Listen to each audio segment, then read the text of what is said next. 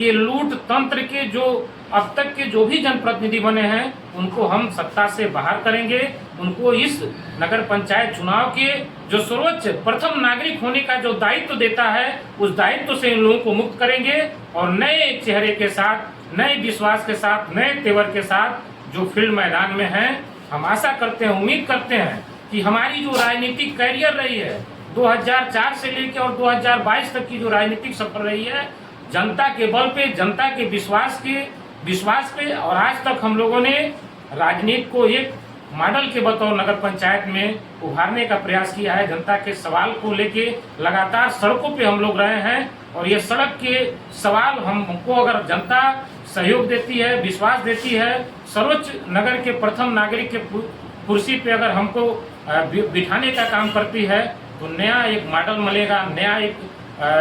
आपको सारी जो जन सुविधाएं हैं उस पर एक ठोस कार्रवाई के साथ कार्य किया जाएगा। ये जनता से अपील करना चाहते हैं कि भाई जनता इस बार बदलाव के साथ और बदलाव, नई उम्मीद, जो हमने नारा दिया है कि नई उम्मीद के किरण के रंग, बदलाव की जंग, साथी महेश गुप्ता के संग ये बदलाव की जंग है और बदलाव की जंग में विश्वास आशा करता हूं कि जनता हमारे साथ संपूर्णता में इस बार खड़ी हो रही है और जनता इस बार हमको सर्वोच्च नगर के उस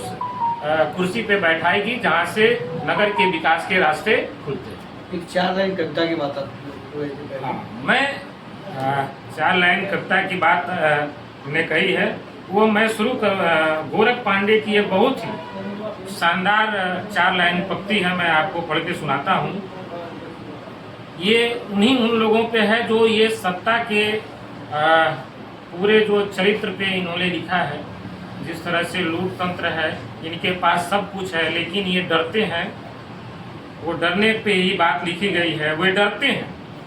किस चीज से डरते हैं वे? तमाम धन दौलत, गोला बारूद, पुलिस फौज के बावजूद वे डरते हैं कि एक दिन नियत्थे गरीब लोग उनसे डरना बंद कर देंगे। ये गोरख पांडे ने स्पष्ट लिखा है कि ये नियत्थे गरीब लोगों से डरते हैं कि उनकी एकता न हो जाए, उनके बीच से आवाज़ न उठने लगे, इसलिए इनके सारे फौज, पुलिस, प्रशासन, गोला बारूद होने के बावजूद भी वो नियत्थे गरीब से डरते हैं कि गोलबंद न हो जाए। ये रहे महेश जी का, आपने वक्तव्य सुना। महेश जी का कहना है कि किसानों के लिए कोई इस तरह का, किसी भी तरह का कोई नई पहल उन लोगों ने नहीं लिया है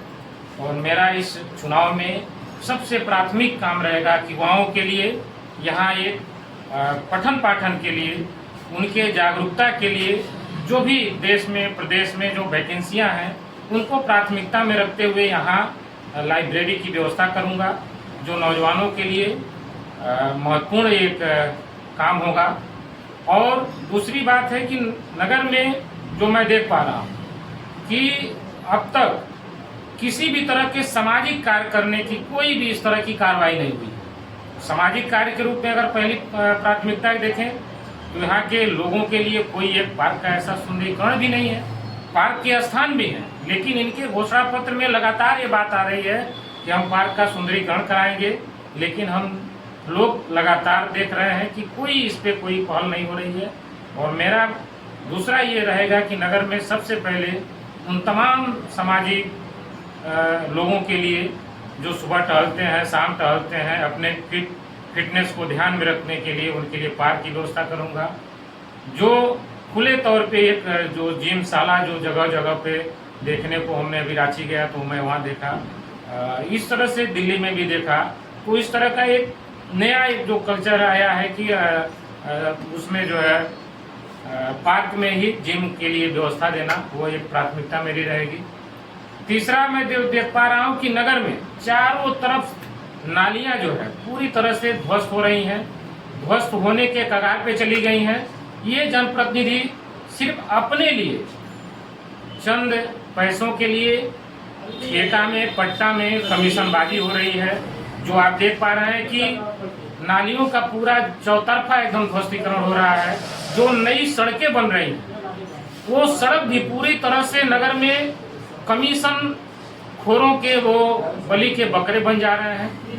वो सड़क ध्वस्त हो रही है, तो मेरी ये पहली प्राथमिकता रहेगी सड़क और नाली को व्यवस्थित, और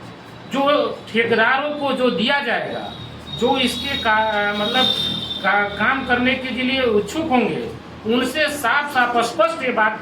लिख के दी जाएगी कि आपको कहीं से भी किसी भी तरह का कमीशन नहीं चलने दिया जाएगा, कमीशन आपको नहीं दिया जाएगा। आपको काम कराना है स्वच्छ सुंदर तरीके से काम आपको कराना पड़ेगा। चौथा जो मैं देख पा रहा हूँ कि इन्होंने कहा कि प्रत्येक वार्डों में महिला स्नान घर देंगे। आप देखिए, अच्छा मतलब कह लीजिए कि